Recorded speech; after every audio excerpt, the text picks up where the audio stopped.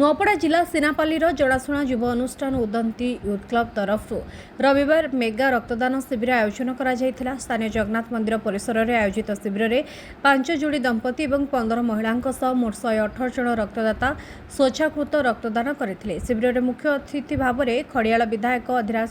मोहन पाणिग्राही और सम्मानित अतिथि भाव में ब्लॉक उपाध्यक्ष मीना घिवेला जोग देइथिले और अन्यान्य अतिथि मध्य जोग देई शिविर को उद्घाटन करथिले। नुआपड़ा जिला मुख्य डाक्तरखानार कर्मचारी माने रक्त संग्रह में सहयोग करथिबा बेले संग्रहित रक्त को जिला मुख्य चिकित्सालय को पठा जायछि। नुआपड़ा सर्वप्रथम बहुत बहुत शुभेच्छा जनइबी हमर नव गठित उदंती क्लब समस्त कार्यकर्ता सभापति समस्त कार्यकर्ता को बहुत बहुत धन्यवाद जनइबी जे उदंती क्लब आपने जब जानते आज क्लब नुहे सीनापाली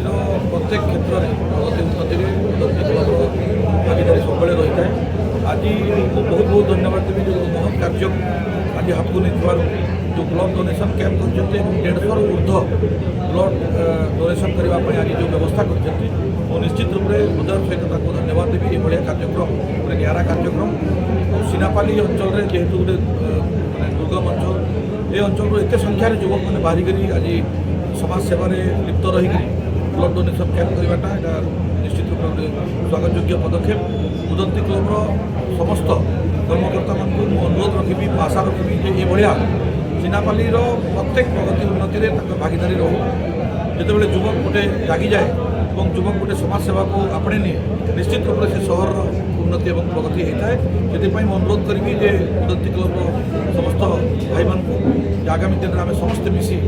गोटे स्वच्छ निर्मल सीनापाली गठन करने आम समस्त संकल्प। तो आज जो उदंती यूथ क्लब्र युवक मानकर चेष्टा आज भव्य कार्यक्रम अनुष्ठित होती जहाँकि अन्य जिलार अन्य ग्राम अन्य ब्लॉक मानक युव मानक प्रेरणार गोटे विषय तेणु समग्र नुआपड़ा जिलार युव समाज प्रति आप गोटे बार्ता निश्चित रूप से आज समस्त मोर जिलावासी को जिलार समस्त यूथ भाई मान आह्वान देवी जे ये कार्यक्रम जोटा कि आज उदंती यूथ क्लब युवक भाई मैंने आज करी प्रमाण कर कार्यक्रम गुड़ा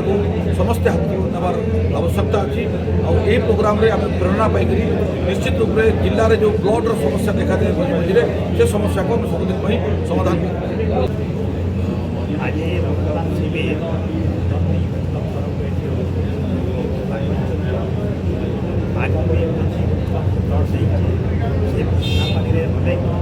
रक्तदान शिविर आज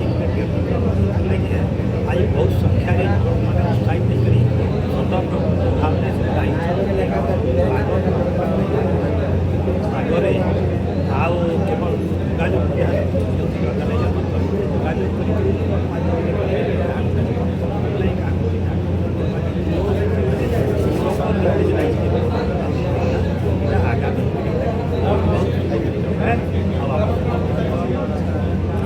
भगवान पर भी आज आशीर्वाद आगामी